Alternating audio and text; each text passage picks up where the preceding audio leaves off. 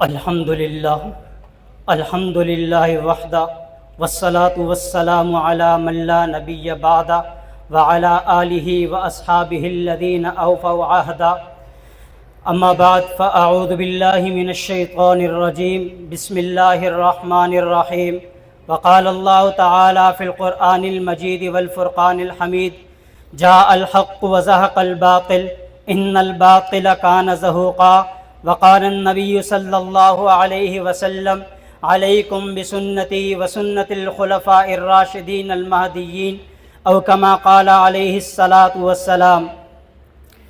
مرد جلال مرد ہنر بھیجنا پڑا، مرد جلال مرد ہنر بھیجنا پڑا، اونچے بدن پہ اونچا ہی سر بھیجنا پڑا، سب سے بڑے نبی کی حفاظت کے واسطے فولاد سے بھی سخت بشر بھیجنا پڑا، بننے لگا تھا زور جب کفر کی فوج کا، روئے زمین پہ رب کو عمر بھیجنا پڑا۔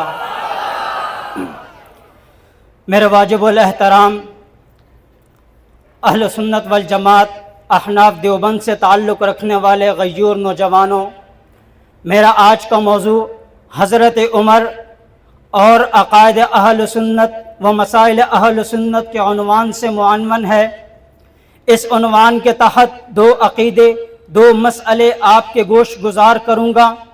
سامعین محترم، میرا تعلق اکابر علماء دیوبند سے ہے اور میرے اکابر کا یہ طرز عمل رہا ہے کہ جب بھی کسی اہل باطل نے کسی مسئلے یا عقیدے کے اندر اختلاف کیا تو میرے اکابر نے بطور دلیل رب کا قرآن بھی پیش کیا، نبوت کا فرمان بھی پیش کیا۔ علیکم بسنتی وسنت الخلفاء الراشدین کی روشنی میں خلفاء راشدین، آثار صحابہ اور اقوال صحابہ بھی پیش کیے۔ کیونکہ میرا تعلق اکابر علماء دیوبند سے ہے، لہذا آج میں اپنے اکابر کے نقش قدم پہ چلتے ہوئے عقائد اہل سنت و مسائل اہل سنت کو فرمان نبوت کے مطابق ان اللہ جعل الحق علی لسان عمر وقلبہ کی روشنی میں حضرت فاروق اعظم کی زندگی اور ان کی زبان سے بیان کروں گا۔ چنانچہ میرے عقائد کے اندر سب سے پہلا اور بنیادی عقیدہ ختم نبوت کا ہے۔ میرا یہ عقیدہ حضرت فاروق اعظم رضی اللہ تعالی عنہ کے عقیدے کے موافق نظر آتا ہے۔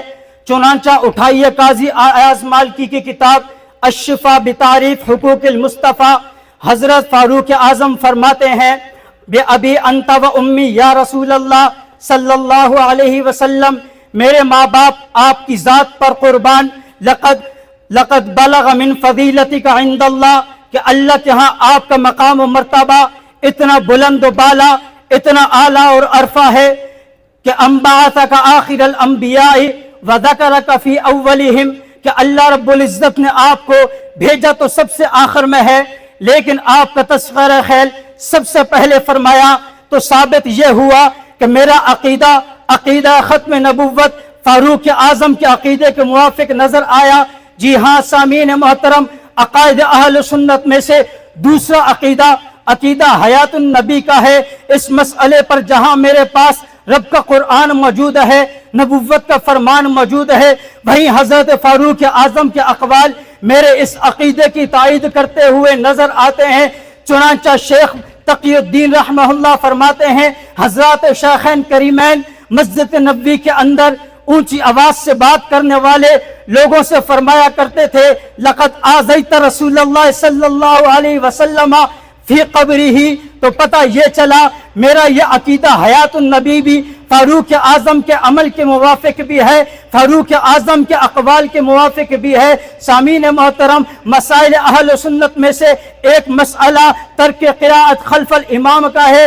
احناف کا مذہب یہ ہے کہ مقتدی امام کے پیچھے قرأت نہیں کرے گا، چاہے وہ سری نماز ہو چاہے وہ جہری نماز ہو۔ جہاں میرے پاس اس عقیدے میں دیگر دلائل موجود ہیں، وہیں میرے اس مسئلے پر فاروق اعظم کا مذہب بھی ہونا موجود ہے، فاروق اعظم کا موقف بھی موجود ہے۔ چنانچہ اٹھائیے حضرت علامہ عینی کی کتاب، علامہ عینی رحمت اللہ عمدۃ القاری میں فرماتے ہیں کان عشرۃ من اصحاب النبی صلی اللہ علیہ وسلم، اللہ کے نبی کے صحابہ میں سے 10 صحابہ ایسے ہیں کانوا ینہون عن القراءۃ خلف الامام، کہ قراءت خلف الامام سے منع کیا کرتے تھے۔ تو ثابت یہ ہوا میرا یہ مسئلہ بھی فاروق اعظم کے مسئلے کے مطابق ہے۔ سامعین محترم، مسائل اہل سنت میں سے دوسرا مسئلہ ترک رفع الیدین کا ہے۔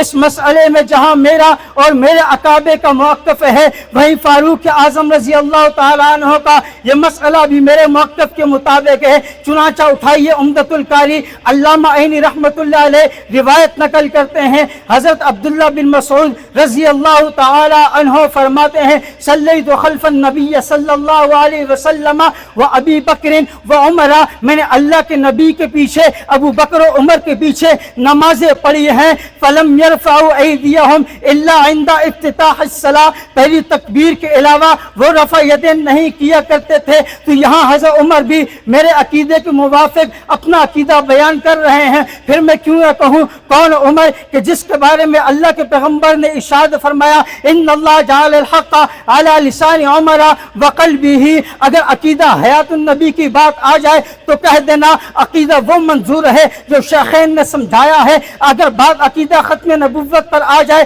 تو کہہ دینا عقیدہ وہ ہے جو فاروق اعظم نے سمجھایا ہے۔ پھر میں کیوں نہ کہوں تیرے مقام و مرتبے کو سلام کرتا ہوں، تیری مدحت پر صبح و شام کرتا ہوں، بیکار نہ ڈالے اہل باطل اہل سنت کے عقائد کو، بیکار نہ ڈالے باطل اہل سنت کے عقائد کو، فاروق اعظم کے فرمان کو علی الایوان بیان کرتا ہوں۔ وما علینا الا البلاغ۔